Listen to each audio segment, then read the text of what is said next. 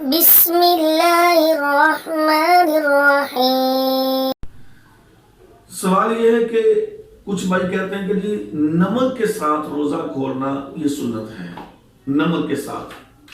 دیکھیں میرے بھائیوں، ایسی کوئی روایت مجھے کسی بھی حدیث سے نہیں ملی، اگر کسی کے پاس ہو تو وہ ہمیں بتائے کہ جس میں یہ بتایا گیا ہو کہ رسول اللہ صلی اللہ علیہ وسلم نے نمک کے ساتھ روزہ کھولا ہے، بلکہ نبی صلی اللہ علیہ وسلم نے فرمایا کہ بھئی کھجور کے ساتھ تم روزہ افطار کرو، اگر تر کھجور نہیں ملتی تو خشک کھجور لے لو، اگر خشک کھجور بھی نہیں ملتی تو تم پانی کے ساتھ اپنا روزہ افطار کر لو۔ یہ سنن ابو داؤد کی حدیث نمبر 2356 ہے۔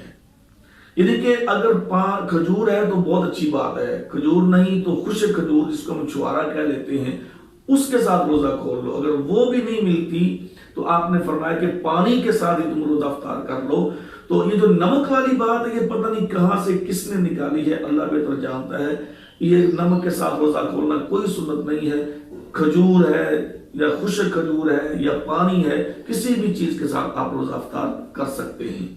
اور پھر جو دعا ہے روزہ افطار کرنے کے بعد ہے، ذهب الظمأ وابتلت العروق وثبت الاجر انشاءاللہ، یہ روزہ کھولنے کے بعد دعا پڑھنی ہے۔ جب روزہ کھولنا ہے تو بسم اللہ پڑھ کے اٹھا لینا ہے، روزہ افطار کر لینا ہے۔